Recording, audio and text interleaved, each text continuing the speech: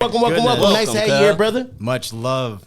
Thank you very much for having me. Man. For sure, man. So before we came on camera, I'm jumping right into the heat. I love it. Before we came on camera, this brother made a statement. Pretty didactical stuff. A pretty dynamic statement, Yeah. Brother Bill was Diabolical. Diabolical statement. This brother said, I'm going to let this brother tell you. So he said he does not whoop his children because he is Never. an MMA fighter. And he feels like, what? Go ahead. You feel like what? That's abuse or what? Oh no, do I feel like it's abuse? Yeah, I what do you never think?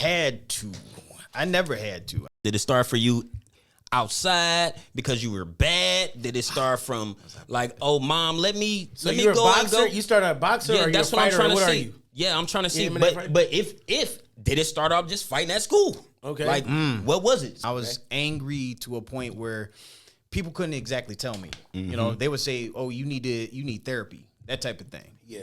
But Hold on. What year were they talking about therapy with you? shoot, I was middle school.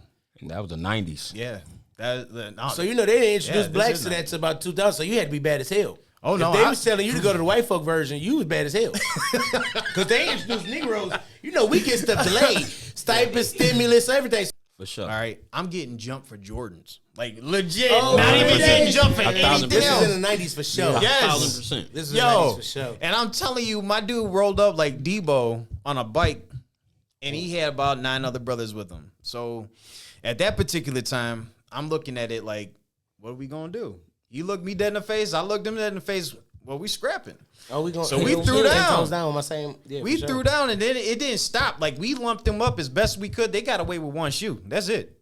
For sure. That's One it. shoe. You niggas came. Hey man, let me elaborate on that. Yes, so please, by all it means. was so crazy because I'm his cousin that this shit happened with.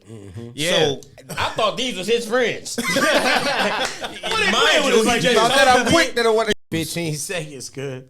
Somehow we turned that back around. Now, to answer your question in the past, what led me to this? I worked at a gym. I basically lived on my own at the time. Okay. Me and the family never really had a good relationship, so I've been kind of on my own ever since I was 16. First pro fight? Yeah. In the cage, First pro stepping in the fight I cage. lost. You lost Guy it? came in and literally, like, this is how I knew I was still not understanding the game. Because, like, you go from high school doing the sport, okay? There's a whole bunch of different things that happen to you in this whole entire game. But I'm going to start with this. So when they shouted out Lionheart, that's how I got my name. Okay. Because you wouldn't quit. I wouldn't He quit. was whooping that And ass. what was the fighter's name? I don't remember that dude. Whoo, Dude, that's I'll how tell you know And you nigga beat said, y'all cannot watch that on Yeah, YouTube. he like, hey, I beat him so Don't bad. go watch he that. forgot him, and I Right. forgot And I him. forgot him too. Yeah, for sure. To move into saying every time they say, you ready, let's fight, I had to turn my psyche off. And I have a mantra that I do to walk down into the cage, and I can turn it off. But never MMA crazy. Okay. But more of like, Okay. we can fight, bitch. Like, I don't, like, we can go outside, like, anytime, and we gonna still come back in here and eat these french fries. But And smoke. I ain't about to Cool. disrespect You know, me. what's so strange is, like, when I fought, that was my way of righting my wrongs.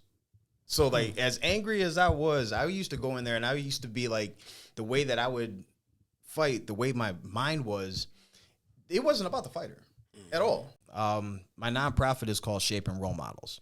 I teach character and leadership development, more so for middle school, high school, with some adults in that sense.